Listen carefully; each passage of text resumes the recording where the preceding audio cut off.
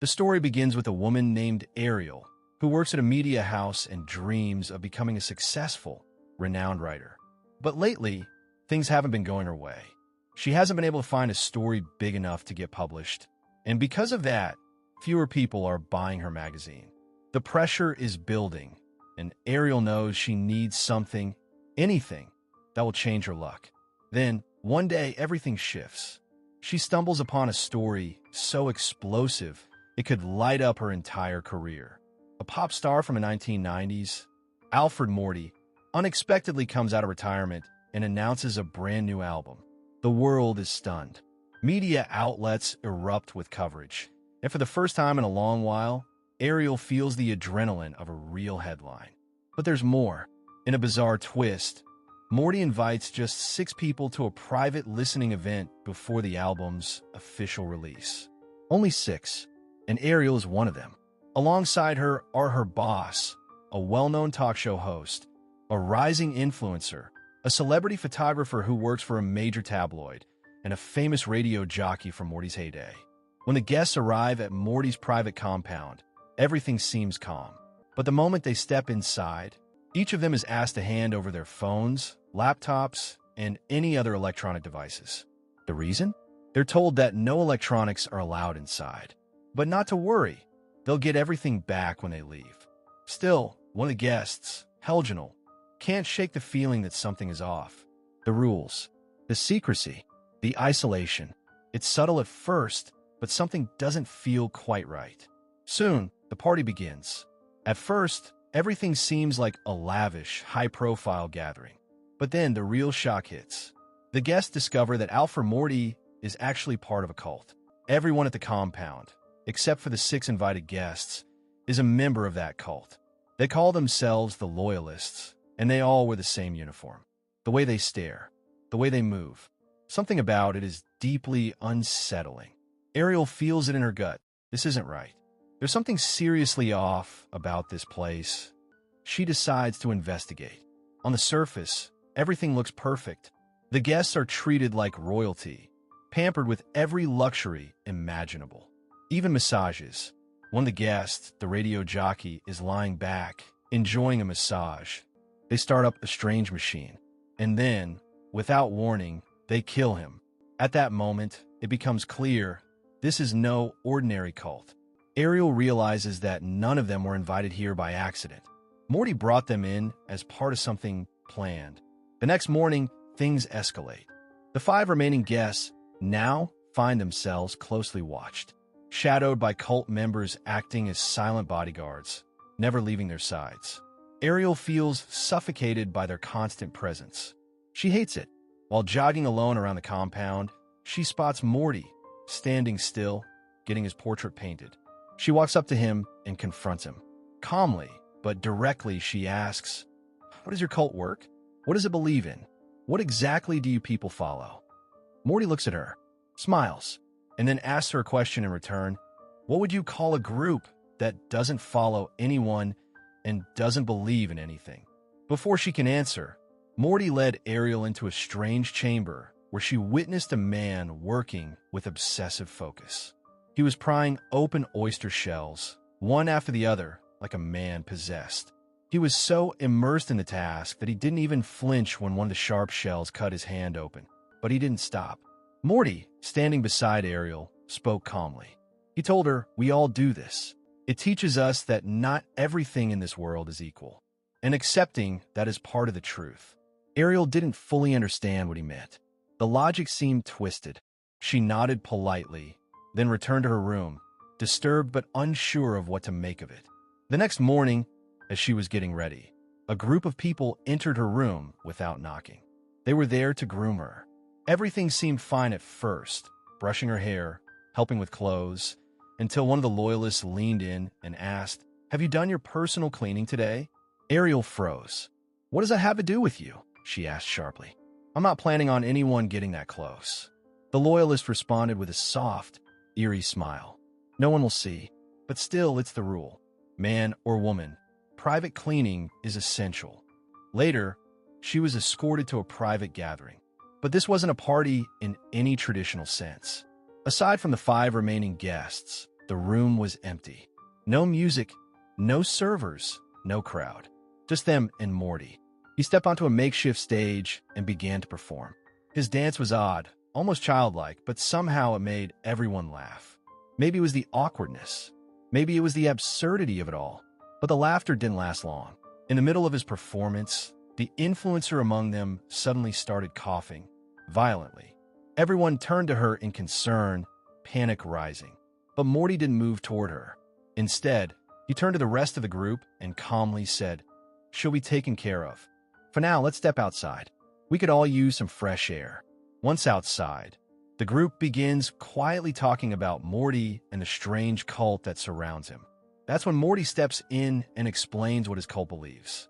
"We believe anyone can become a god," he says without hesitation. "The first person who crafted a horseshoe to control a wild horse. That person to us is a god." As he continues, Ariel pulls her boss aside. In a hushed voice, she shares an idea that's been forming in her mind. "What if I write a story about this cult?" she says. "We publish it in a magazine. It could save everything." But her boss doesn't share her enthusiasm. He looks uneasy. The idea doesn't sit well with him. Out of nowhere, an arrow slices through the air and strikes him. Ariel gasps, frozen in shock. Her boss collapses. Then, a small child runs over, apologizing frantically. "I was just practicing. I didn't mean to," the boy stammers. "It was an accident, or at least that's what they say." Her boss is bleeding badly. The cult members offer basic first aid. That evening, Ariel approaches the remaining guests. Her voice is tense. "Don't you all feel like something's wrong here?" she asks. "This house, it doesn't feel right. They've taken our phones, our laptops, everything that connects us to the outside world. And now they watch us. Constantly. What if they've hidden cameras or mics in here? What if they're listening to us right now?" But instead of agreeing, the others laugh. They chuckle, dismissing her concerns as paranoia. Ariel stands there, realizing something terrifying. No one is taking this seriously. No one sees what she sees. Feeling helpless and alone, she walks away. But in her mind, something has shifted. She's made up her mind. She won't be staying here much longer. At sunrise, Ariel makes her move. She opens her window and jumps out. As she moves through the compound, she spots something, slightly set apart from the rest of the property. She heads toward it. The moment she steps inside, all around, there are severed animal heads and body parts, stacked, hung, displayed. It's clear this cult isn't just about beliefs. They perform rituals. But Ariel reminds herself why she came. She's here for her phone. Searching quickly, she finally spots a basket shoved in the corner, and inside it, all their confiscated belongings. Cell phones, laptops, everything. But that's not the worst part. Tucked behind the basket, barely visible in the shadows, is the body of the radio jockey. He had been killed earlier. Terrified by everything she's seen, Ariel rushes back to her room. Her hands shake as she throws her things into a bag. She's made up her mind. She needs to leave this place now. She heads straight to Morty. "I need to go," she tells him. Morty looks surprised. "What happened?" he asks. But Ariel doesn't respond. Instead, she stares him down and says, "Where's a radio jockey?" Morty's assistant quickly steps in. "He's getting ready for dinner," he says. Ariel doesn't believe it. She turns to him again. "And the influencer? Where is she?" The assistant answers without flinching. "I just drop her off in the hospital. She's doing much better now. She'll be joining us later this evening for the puppet show with the kids." But even after hearing all this, Ariel is done playing along. "I still want to leave," she says. That's when Morty's second assistant speaks up. "That won't be possible. All the vehicles have gone to the city. There's no transport available right now." And then the little girl begs her to stay. Ariel doesn't want to give in, but she realizes she has no choice. By evening, the puppet show begins, and it's far from anything normal. This isn't a regular children's show. There are no wooden puppets, no fabric dolls. Instead, what's used here are dead rats. And there are 6 of them, clearly meant to represent the 6 guests who were invited to the compound. Ariel finds the whole thing deeply disturbing, but she stays quiet, holding it in. Then, all of a sudden, the beanbag she's sitting on starts to move, and she jumps up in fear. In the next instant, something rips through the surface from inside and bursts out. It's the influencer, the same girl who had gone missing days ago. Her face is grotesquely swollen. She looks horrifying, so much so that anyone who saw her would be terrified. Ariel, already shaken, is now frozen in shock. She turns to Morty in anger. "What happened to her?" she asks. Morty responds in his usual calm tone, saying that she drank a chemical. Because of that, any part of her body that held too much water started to swell. He walks over to the girl and touches her swollen eye. Eye splashes onto Morty's face. And that's when his calmness breaks. He gets extremely angry. Now, Ariel's remaining companions, when they try to escape, the Loyalists catch them. They grab one of Ariel's fellow guests, along with her boss, and stab them both violently in the stomach with knives, killing them right there. They were about to kill Ariel too. But at the last moment, she shoved the Loyalist who was holding her and escaped through a nearby window. She ran into one of the houses nearby and quickly realized it wasn't a regular house. It was a Loyalist Museum. Inside, she found all kinds of horrifying things.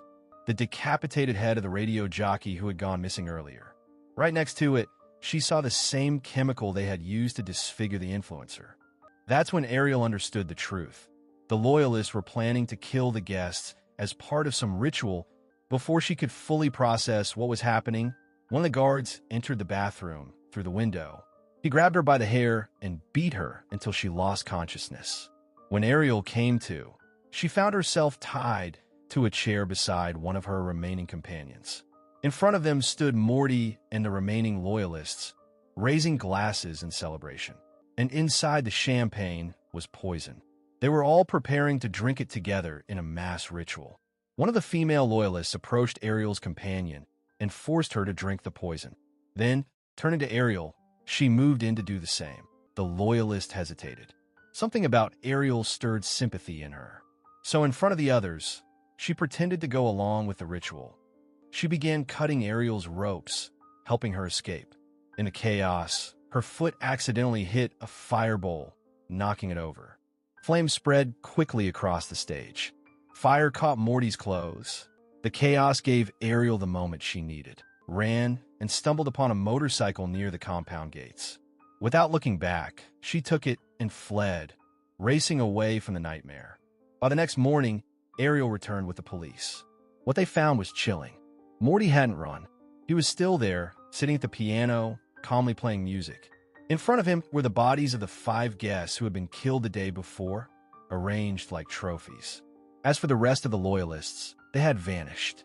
Eventually, the police arrest Morty for the murder of the 5 guests. And then, 2 years pass. We see Ariel again, but now, she's a completely different woman. A well-known writer. Famous. Acclaimed.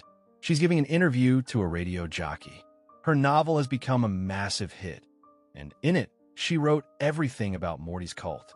During one of these interviews, Morty's lawyer contacts Ariel. He expresses a request. Morty wants to meet her. She agrees, and soon Ariel finds herself standing inside the prison where Morty is being held. Her very first question to him is direct. "Why did you kill those people?" Morty answers without hesitation. "I wanted revenge. They criticized artists. That was their crime." Ariel then asks her second question. "What happened to the others? Where did they all go?" Morty smiles and replies, "They're still out there, hidden among ordinary people, and they're quietly making others a part of the cult." After that, he pulls out her novel, holds it in his hands, and thanks her. That's when Ariel goes completely still. A wave of realization crashes over her. This was all part of his plan. And as that terrifying understanding sinks in, and with that the movie ends.